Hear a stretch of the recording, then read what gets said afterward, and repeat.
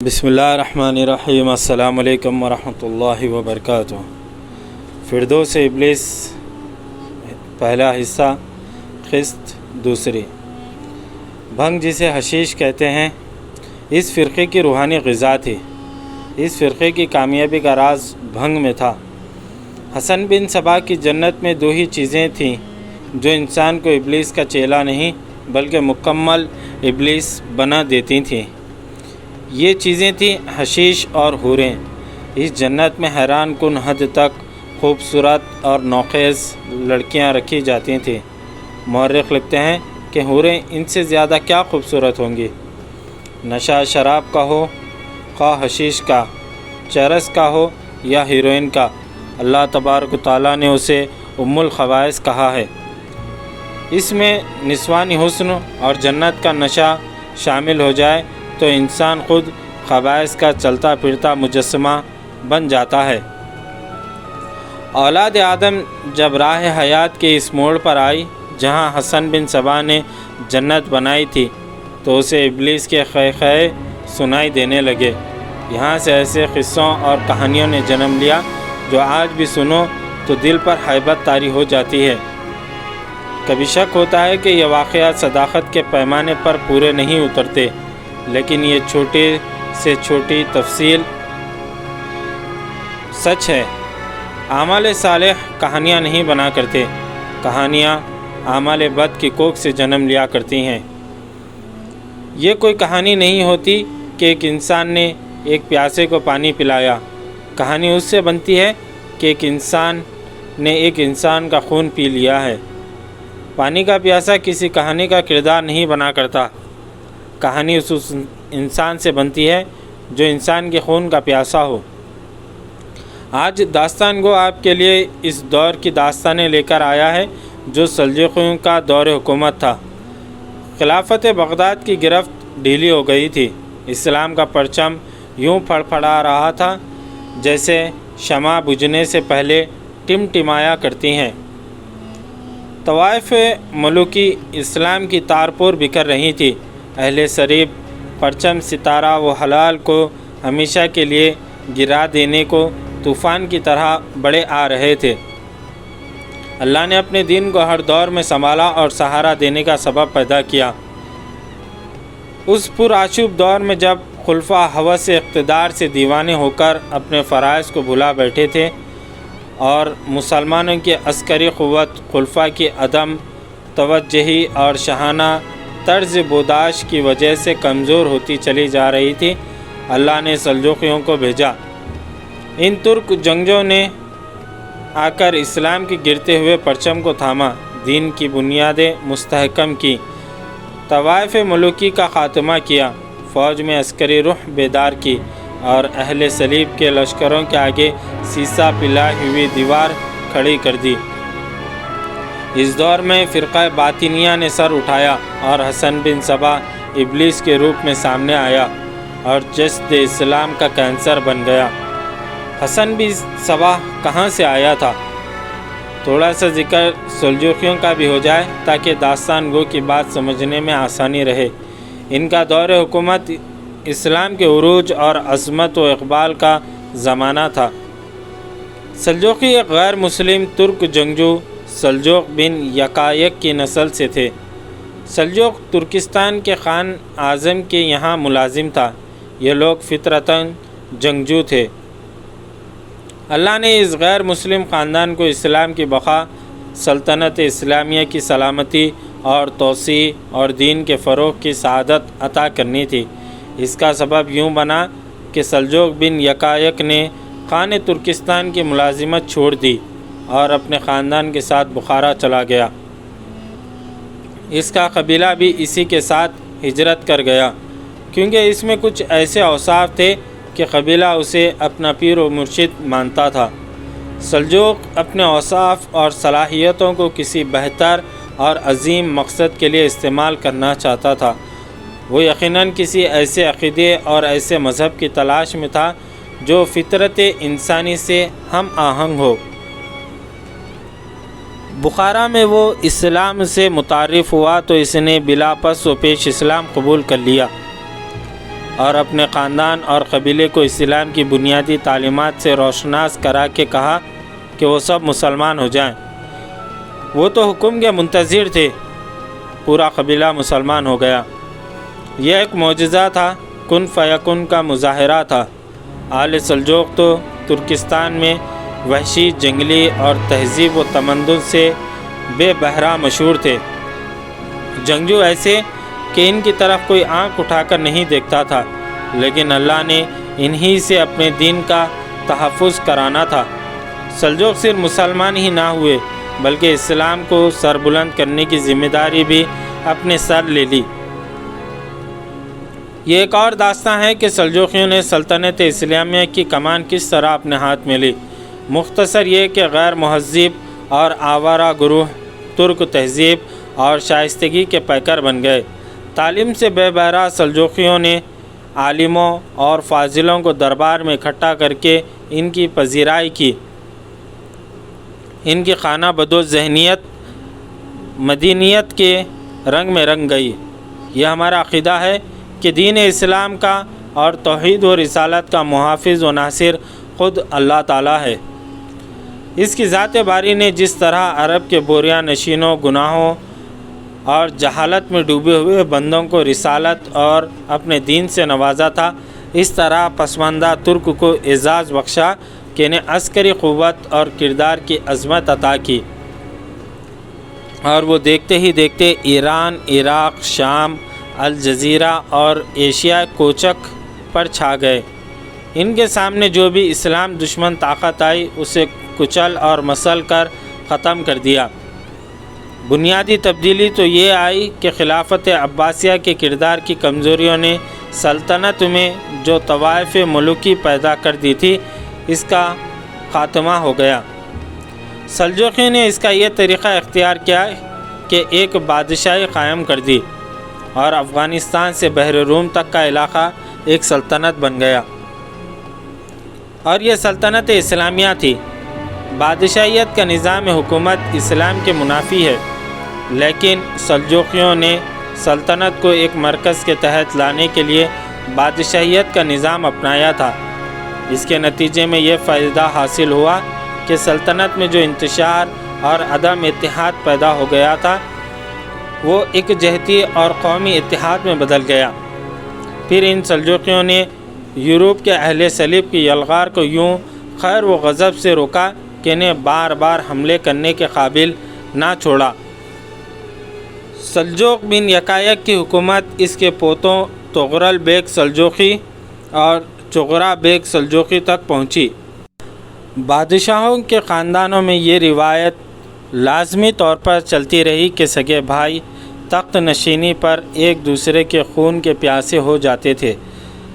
اگر کوئی بہن ہوتی تو وہ الگ سازشیں کرتیں۔ محلاتی سازشیں شاہی خاندانوں میں لازمی سمجھی جاتی تھیں، لیکن سلاطین آل سلجوق آپس میں اناد رکھنے کو گناہ سمجھتے تھے۔ طغرل بیگ اور چغرا بیگ سگے بھائی تھے۔ تاریخ بتاتی ہے کہ ان کا آپس میں پیار تھا کہ تخت کا وارث بڑا بھائی تھا، لیکن بڑے بھائی نے چھوٹے بھائی کو اقتدار میں اپنے ساتھ رکھا اور دوار سلطنت بنا دیے۔ چغرا بیگ کے لیے ترکستان کا مرو اور خراساں کا شہر نیشا پور جو طغرل بیگ کا دارالحکومت تھا۔ اس طرح بھائیوں میں پیار اور اتحاد بھی قائم رہا، اور سلطنت چونکہ وسیع تھی اس لیے دووار سلطنت بننے سے انتظام پہلے سے بہتر ہو گیا۔ آل سلجوق نے خلیفہ کو نہ چھیڑا اور اسے کچھ علاقہ دے کر اس کی حیثیت برقرار رکھی تھی۔ یہاں ایک واقعے کا ذکر ضروری ہے۔ اس وقت خلیفہ قائم بامر اللہ تھا۔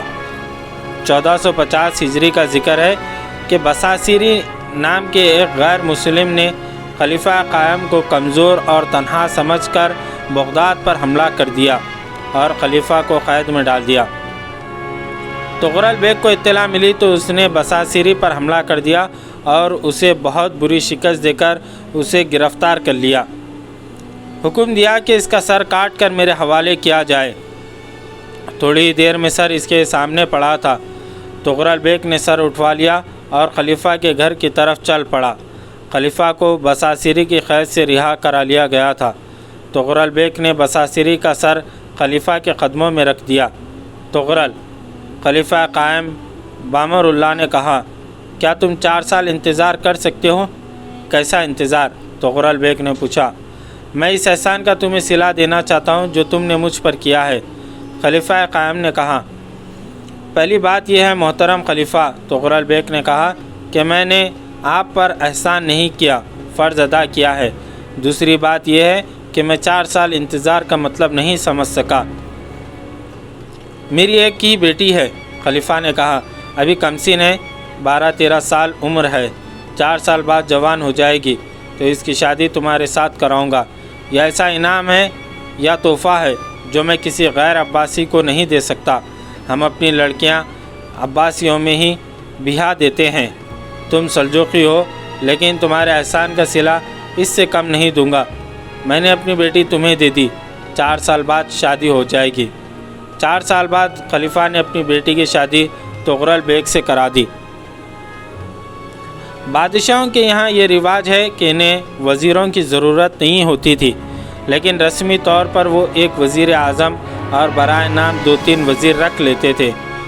حکم تو بادشاہ کا چلتا تھا، وزیر تائید اور خوشامد کرتے تھے، ان کے مشیر جی حضوری کرتے تھے۔ بادشاہ ان سے رسماً کسی کام یا کسی مسئلے کا مشورہ لیتا تو وہ بادشاہ کی مرضی اور مزاج کے مطابق مشورہ دیا کرتے تھے، لیکن سلجوقیوں کے یہاں یہ رواج نہیں تھا۔ سلاطین آل سلجوق علم و فضل کے قدردان تھے۔ ان کی کامیابی کی بنیادی وجہ یہی تھی کہ وہ بادشاہوں جیسے دربار نہیں لگاتے، اس لیے وہ خوشامدیوں اور درباریوں کی ضرورت ہی محسوس نہیں کرتے تھے۔ ان کے فیصلے 2 ٹوک اور اٹل ہوتے تھے۔ چغرا بیگ اور تغرل بیگ کا دور حکومت تھا، جنہوں نے 2 وار سلطنت بنا لیے تھے۔ چغرا بیگ مرو میں تھا۔ ایک روز ایک جوان سال آدمی اس کی ملاقات کے لیے آیا۔ اس شخص کا لباس بتا رہا تھا کہ وہ معمولی سا کوئی سوالی نہیں، وہ کوئی عالم یا کسی اونچے درجے کے خاندان کا فرد لگتا تھا۔ سلطان کو کیا بتاؤں آپ کون ہیں؟ دربان نے پوچھا۔ عرض ملاقات کیا ہے؟ میرا نام خواجہ حسن توسی ہے، ملاقاتی نے بتایا۔ نشاپور سے آیا ہوں، نشاپور کے امام متوافق کا شاگرد ہوں، ان کے مدرسے سے فارغ تحصیل ہو کر آیا ہوں، فقہ اور محدث ہوں۔ دربان کے لیے حکم تھا کہ کوئی عالم ملاقات کے لیے آ جائے تو اسے روکا نہ جائے۔ چنانچہ دربان نے اندر جا کر سلطان چغرا بیگ کو اطلاع دی۔ کیا وہ فقہ اور محدث لگتا ہے؟ کیا وہ محدث لگتا ہے؟ سلطان نے پوچھا۔ ہاں سلطان محترم، دربان نے جواب دیا۔ زبان شائستہ اور لباس عالمانہ ہے، چہرے سے مہذب لگتا ہے، تو اسے اتنی دیر باہر کھڑا رکھنا خلاف تہذیب ہے۔ سلطان نے کہا، اسے فوراً اندر بھیج دو۔ چند لمحوں بعد خواجہ حسن توسی سلطان چغرا بیگ کے سامنے کھڑا تھا۔ سلطان نے اسے احترام سے بٹھایا۔ اے نوجوان، سلطان نے پوچھا، میں کیسے مان لوں کہ تو امام موافق کا شاگرد ہے؟ ہم جانتے ہیں امام موافق کی شاگردی کتنا بڑا اعزاز ہے، میرے پاس سند ہے۔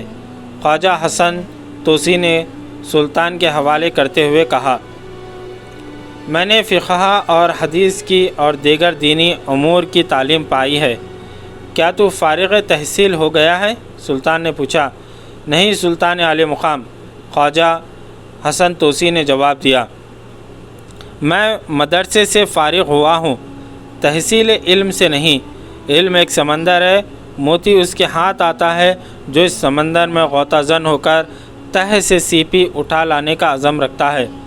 سلطان چغرا بیگ کچھ متاثر ہوا۔ ہم دیکھنا چاہتے ہیں کہ تو کتنا کچھ دانش مند ہے۔ سلطان نے کہا، کتابیں علم دے سکتی ہیں، عقل نہیں۔ تو اپنے آپ کو کتنا دانش مند سمجھتا ہے؟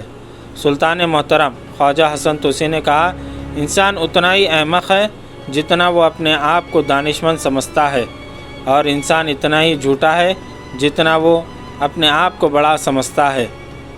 یہ فیصلہ دوسرے کیا کرتے ہیں کہ فلاں احمق اور فلاں دانش مند ہے؟ ایک بات بتا توسی، سلطان نے پوچھا، حکمراں میں کیا صفات اور کیسے اوصاف ہونے چاہیے کہ وہ رعایا میں عزیز ہو، مرنے کے بعد بھی لوگ اسے اچھے الفاظ سے یاد کریں، وہ اپنے دین اور سلطنت کے لیے آگ کا طوفان ہو؟ خواجہ حسن توسی نے جواب دیا، رعایا کے لیے پانی ہو، زمین کی طرح فیاض اور آسمان کی طرح مرئی ہو، عقاب کی مانند تیز نگاہ، کوے کی طرح محتاط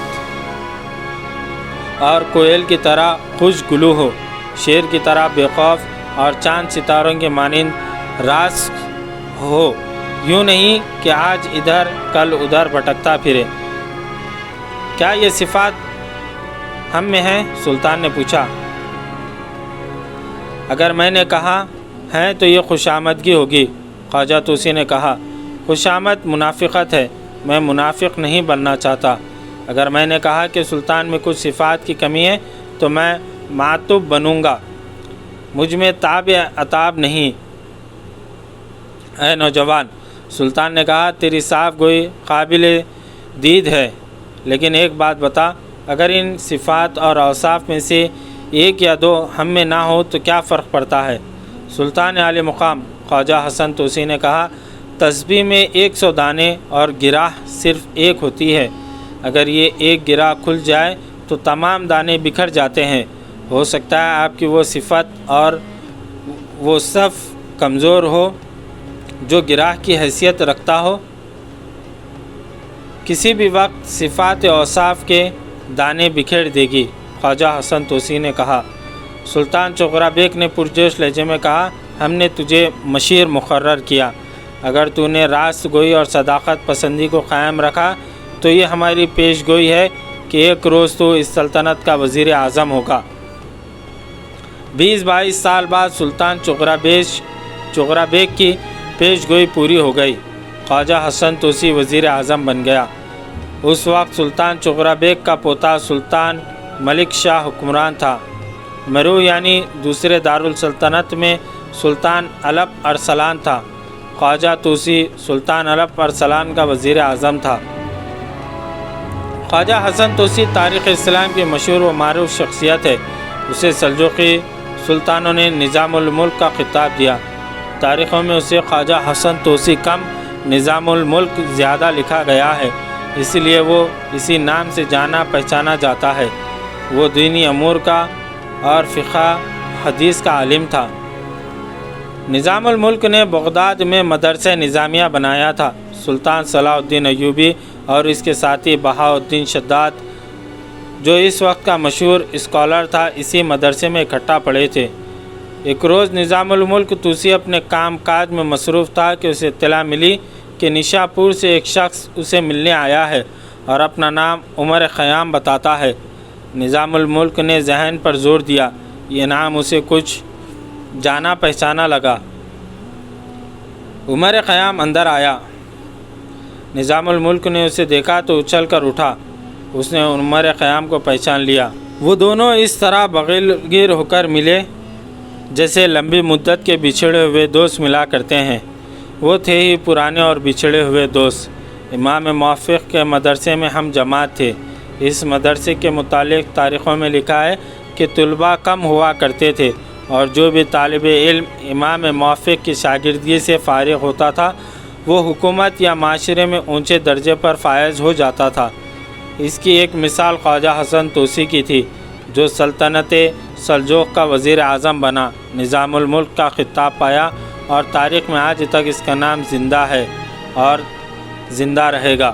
پھر ایک اور مثال عمر خیام کی ہے۔ عمر خیام کی رباعیاں آج بھی مشہور ہے۔ اردو میں بھی ان رباعیوں کا ترجمہ ہوا ہے اور انگریزی میں بھی۔